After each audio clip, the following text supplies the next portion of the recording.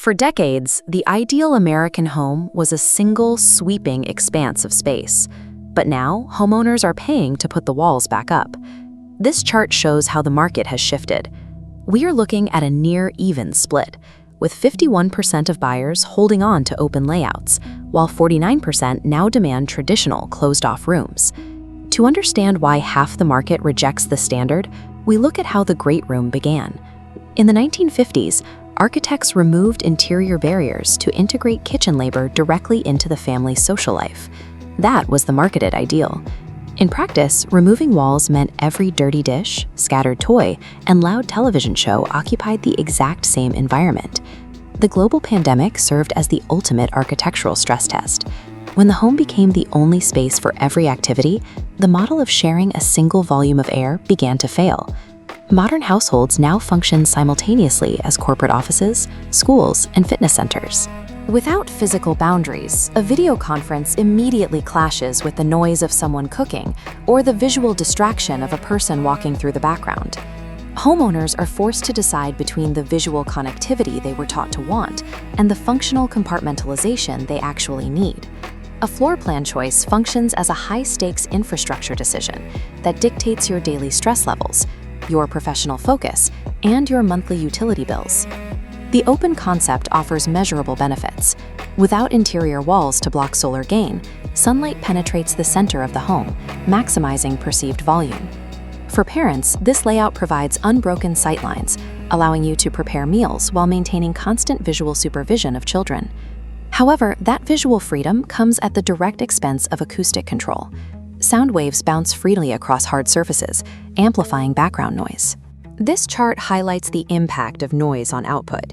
55% of remote workers report that their home's acoustic environment negatively impacts their professional performance.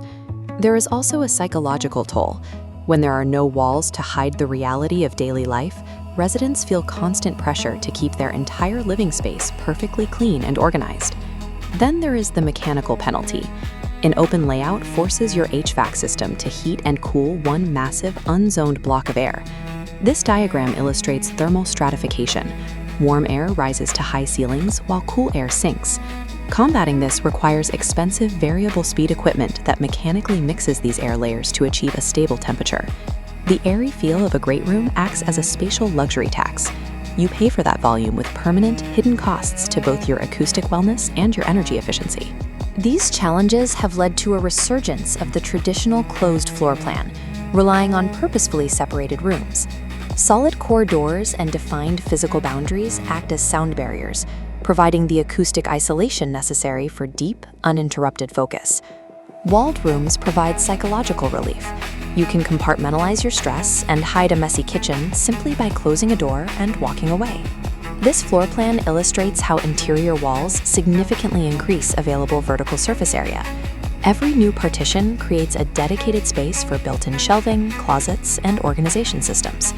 Physically separating rooms allows for zoned HVAC systems, where you only condition the spaces you are actively using.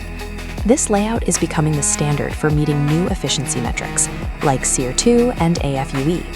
SEER 2 measures the seasonal cooling efficiency of an air conditioner, while AFUE calculates how much fuel a furnace converts into usable heat over a year. But this functional efficiency has a drawback.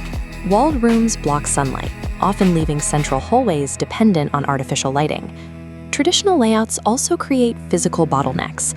During social gatherings, guests can get trapped in separate rooms, disrupting the flow of the event.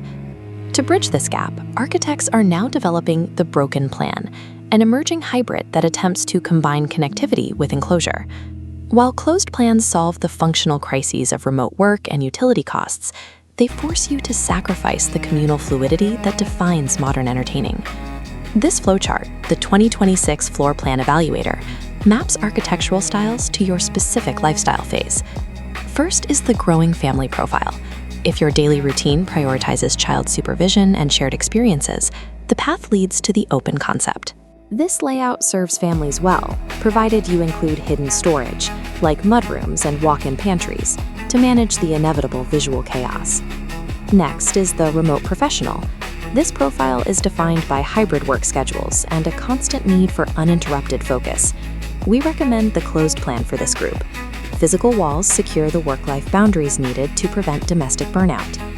Finally, we have the social integrator, who needs the ability to switch between focused work on a weekday and large-scale entertaining on the weekend.